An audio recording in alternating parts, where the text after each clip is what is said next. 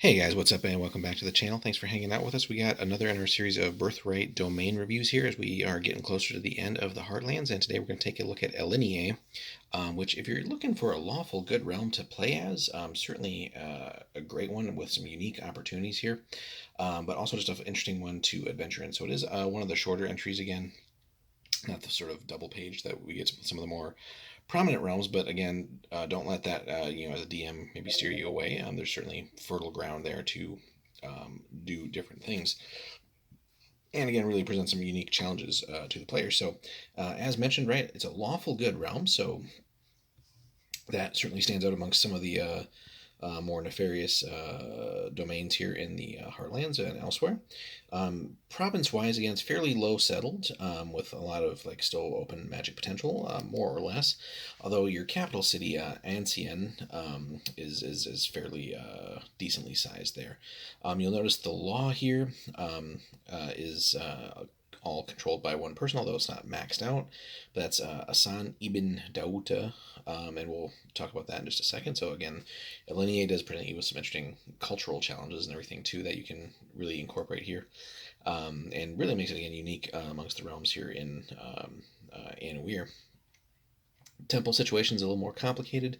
We'll get into that in a bit. All the guilds are controlled by one person, so that makes that a little bit straightforward there. And then there's a little bit of a little bit of a competition going on there in the source realm. So with the wizards there, we got the sword mage and the swamp mage, second swamp mage actually. So lots of confusing terms there and people that you got to keep straight. So that gets into some of the more interesting avenues of the Heartlands here. So the Regent. So out of all the realms here in Anawir, this is actually run by a family of Kenasi paladins. So imagine that, a country headed by paladins, and then also of a a different race essentially compared to the typical Anawirians. So Kenasi paladins headed by the patriarch Asan ibn Dauta. So he's actually a level 10 paladin. So he's definitely a heavy hitter there. Really good bloodline, and again lawful good. So he rules the country there. His ancestor came to Anawir in the company of some Kenasi raiders, actually assassins, which can play up on maybe some of the how should we say that, maybe attitudes that other domains and other people might have that aren't part of Elinie. About 700 years ago, so this is certainly well in the past, but some old hatreds could certainly be played up there with people maybe looking to destabilize things here. Their mission was to investigate how to break Anawir's hold on their homeland. So this is back during Imperial times still. Though they only made it as far as Elinie, they saw enough to make them realize it would be no simple matter to dissolve the empire. So, while they were resupplying there for the trip back, they learned that the then corrupt ruler of the kingdom was destroying the land. And being a scion of Kenasi, he slew the regent and basically took over rulership, and basically just kind of stayed and didn't really go back. And ever since then, basically they built this into its own distinct territory, and built up a family and a dynasty from that. So, the same family ruling it for basically 700 years. So, the Dauta family has given up most of their Kenasi traditions. So again, kind of like a unique cultural fusion here, minus so much of the more aggressive colonizing that goes back and forth between the different various races and stuff here over the history. But their dark brown skins mark their ethnic derivation there. So again, Kenasi, which we'll eventually get to someday, kind of representing more Middle Eastern-ish people, is also kind of in the far southeast of the continent here. So, but depending on where they travel, their background accords them great respect or great hatred. So again, that is still kind of present, and again, that marks some of those unique and interesting challenges there. For players and DMs alike. The Patriarch, an old man of strict nature, does not believe in meddling in the affairs of other kingdoms, and not much in his own. So in that sense, whereas so many of the others are competing for the Iron Throne, and against each other and trying to basically one-up each other and gain power, territory, wealth, all that stuff, he's just kind of like, we're just doing our own thing here, leave us alone, and kind of keeps his, doesn't keep too much of a direct, like day-to-day government type of interference in his own country. So though his calling as ruler demands he provides laws for his people, he prefers they find their paths on their own. So, interesting concept there. He does not often legislate their concerns, but instead offers his wise suggestions in the Kanasi fashion. When folks take his suggestions to heart, they prosper. When they don't, the result is unforeseeable. His justice to wrongdoers can be terrible. So, lots of fertile ground there. And then again, that kind of reflects that, yeah, he does control law in each of his territories, but again, none of it is maxed out. And there's certainly no rivals. I don't think he would tolerate that. But again, representing that really where needed there are sufficient laws. Actually, I should correct that. It looks like in that province there he does have it maxed out. So interesting there.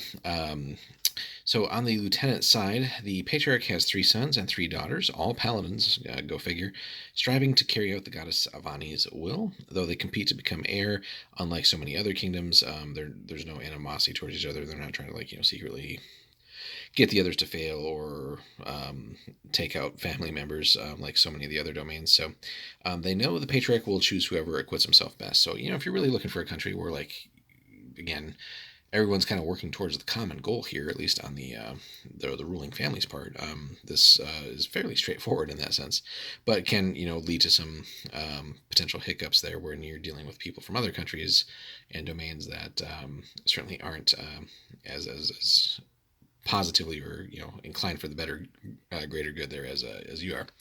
So the provinces itself, as we've seen, 7 provinces, none of them particularly well populated. And again, Ancien is the capital, though it's a little bit up there, right, compared to those, but it's more a middle ground one. It's not a major metropolis by the standards of some of the other capital domains that we've seen.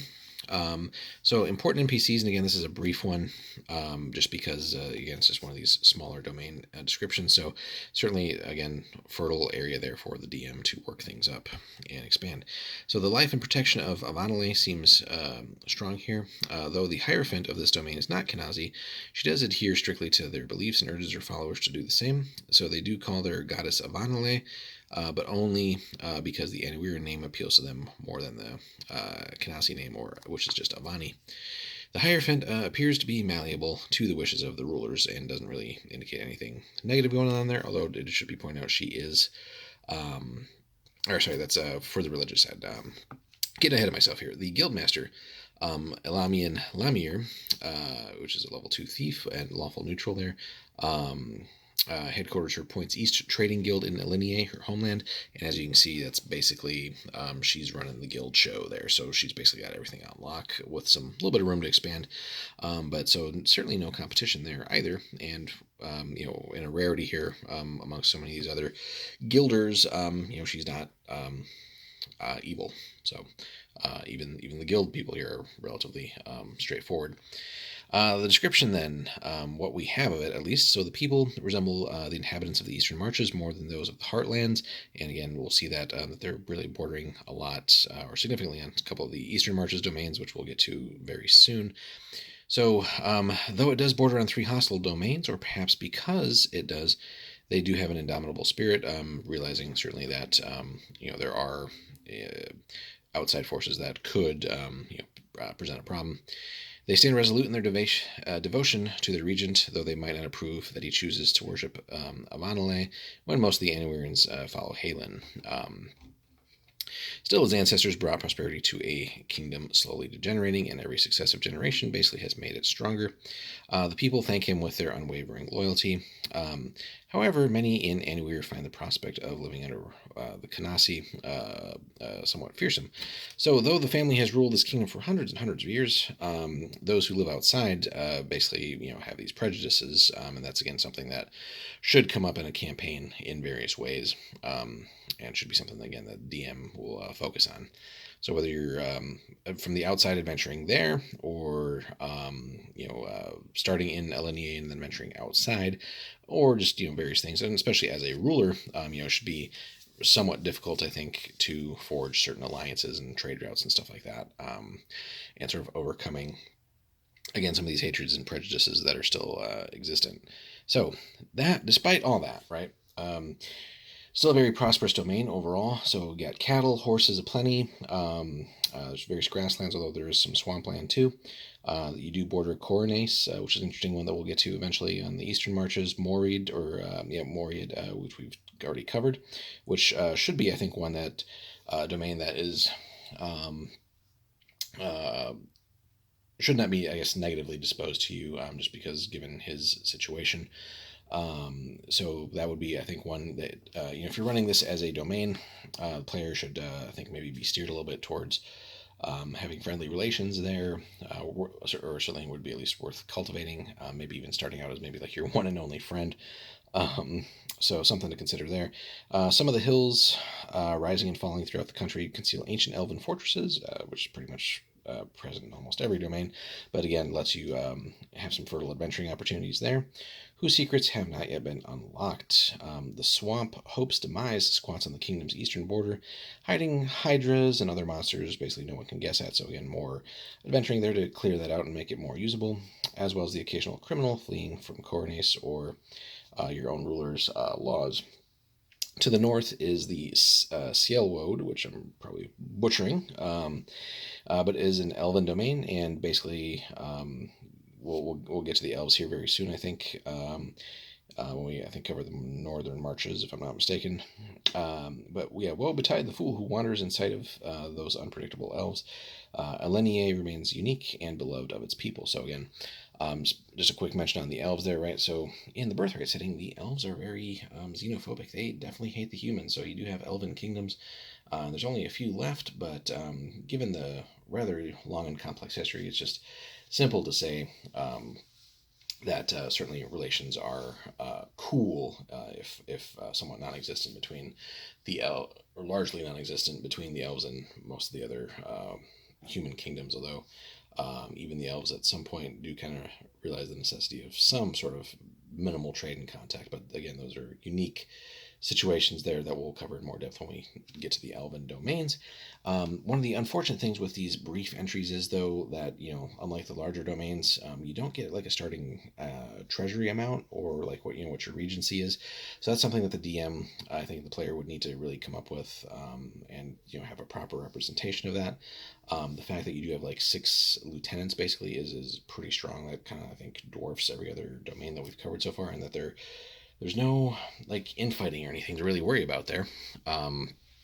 So that makes that like a strong starting proposition there, to where you can trust your lieutenants to get things done for you. Although, again, kind of lacking descriptions of what their various levels are. And since they're basically all paladins, right, you're definitely going to have lots of military potential there for them.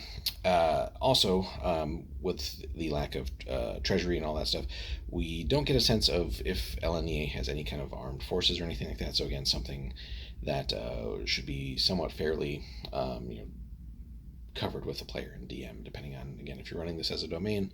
But it could be a fertile area for adventurers to maybe work in the service of the domain in that sense, and then maybe start wandering off a little bit into other adventures and kind of leaving the service in that sense. But yeah, it's a unique domain. Let us know in the comments, guys, if you've played as Elinie or adventured in and around there, or dealt with them indirectly in your campaign, like if you're running a different domain or something, and cultivate any alliances, or maybe had to deal with them on a military front or anything like that, and how that worked in your campaigns. Be really interested to hear from you guys. So that kind of wraps things up there. Let us know again your overall thoughts on Elinie. We'll be moving on to Endier next, which is another interesting one, and then that basically gets us close to wrapping up the Heartlands finally, so we can move on to other things for you guys. So thanks so much for hanging out, guys. We'll see you in the next one.